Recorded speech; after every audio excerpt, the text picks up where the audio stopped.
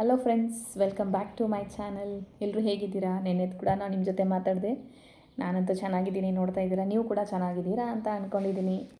ನನ್ನ ಚಾನಲ್ ಯಾರ್ಯಾರು ನೋಡ್ತಿದ್ದೀರೋ ಎಲ್ರಿಗೂ ಕೂಡ ನವರಾತ್ರಿ ಹಬ್ಬದ 2ನೇ ದಿನದ ಹಾರ್ದಿಕ ಶುಭಾಶಯಗಳನ್ನು ತಿಳಿಸುತ್ತಾ ಇವತ್ತು ನಿಮ್ಮ ಮುಂದೆ ಇನ್ನೊಂದು ವಿಶೇಷ ಮಾಹಿತಿಯೊಂದಿಗೆ ನಿಮ್ಮ ಮುಂದೆ ಇದ್ದೀನಿ.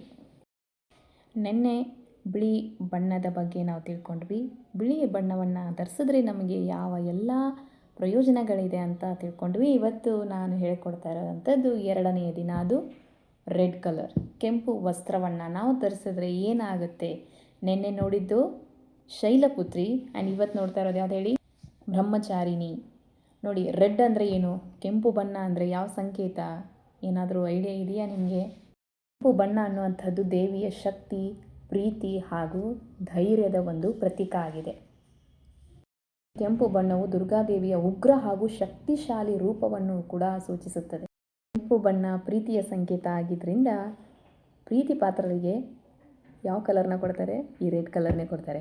ಸೊ ನಮ್ಮ ದೇವಿಯು ಕೂಡ 2ನೇ ದಿನ ಇವತ್ತು ಕೆಂಪು ಬಣ್ಣದ ಸೀರೆಯನ್ನು ಉಟ್ಟು ವಿಜೃಂಭಿಸ್ತಾ ಇದ್ದಾರಂದರೆ ಅವರ ಥರನೇ ನಾವು ಕೂಡ ಅವ್ರ ಥರನೇ ಬಟ್ಟೆ ಹಾಕ್ಕೊಂಡು ರೆಡ್ ಆಗಿ ಕಾಣಿಸ್ಕೊಂಡ್ರೆ ದೇವಿ ಖಂಡಿತವಾಗಿ ಮೆಚ್ತಾಳೆ, ಆಶೀರ್ವಾದ ಕೊಡ್ತಾಳೆ. ನೀವು ಕೂಡ ಕೆಂಪು ಬಣ್ಣದ ಬಟ್ಟೆಯನ್ನು ಹಾಕಿದರೆ ಕಾಮೆಂಟ್ ಮಾಡಿ ನನಗೂ ಕೂಡ ಫೋಟೋವನ್ನು ಕಳಿಸಿ. ಕೆಂಪು ಬಣ್ಣ ಪ್ರೀತಿಯ ಸಂಕೇತ ಆಗಿದ್ದರಿಂದ ನಿಮ್ಮ ಪ್ರೀತಿ ಪಾತ್ರಕ್ಕೆ ನೀವು ಕೂಡ ಕೆಂಪು ಬಣ್ಣದ ಬಟ್ಟೆಯನ್ನು ಗಿಫ್ಟಾಗಿ ಕೊಡಿ. ಅವರು ಕೂಡ ಸಂತೋಷದಿಂದಿರ್ತಾರೆ. ನಿಮ್ಮ ಸಂಬಂಧ ಕೊನೆಯವರೆಗೂ ಈ ಕೆಂಪು ಬಣ್ಣದ ಥರ ವಿಜೃಂಭಣೆಯಿಂದ ಮೆರಿತಾ ಇರುತ್ತೆ. ದೇವಿ ಪ್ರೀತಿ ಪಾತ್ರರಿಗೆ ಕೆಂಪು ಗುಲಾಬಿ ಆದರೆ ದುಷ್ಟರಿಗೆ ಉಗ್ರ ತಾಳಿ ಕೆಂಪು ರಕ್ತವಾಗಿ ಬದಲಾಗ್ತಾಳೆ. ಎಲ್ಲರೂ ಕೆಂಪು ಬಣ್ಣದ ಬಟ್ಟೆಯನ್ನು ಧರಿಸಿ, ಸಾಧ್ಯ ಆದರೆ ಸೀರೆಯನ್ನು ಉಟ್ಟು ದೇವಸ್ಥಾನಕ್ಕೆ ಹೋಗಿ ಆ ದೇವಿಯ ಆಶೀರ್ವಾದವನ್ನು ತೆಗೆದುಕೊಂಡು ಬನ್ನಿ. ನಿಮಗೂ ಒಳ್ಳೆಯದಾಗಲಿ, ಎಲ್ಲರಿಗೂ ಒಳ್ಳೆಯದಾಗಲಿ.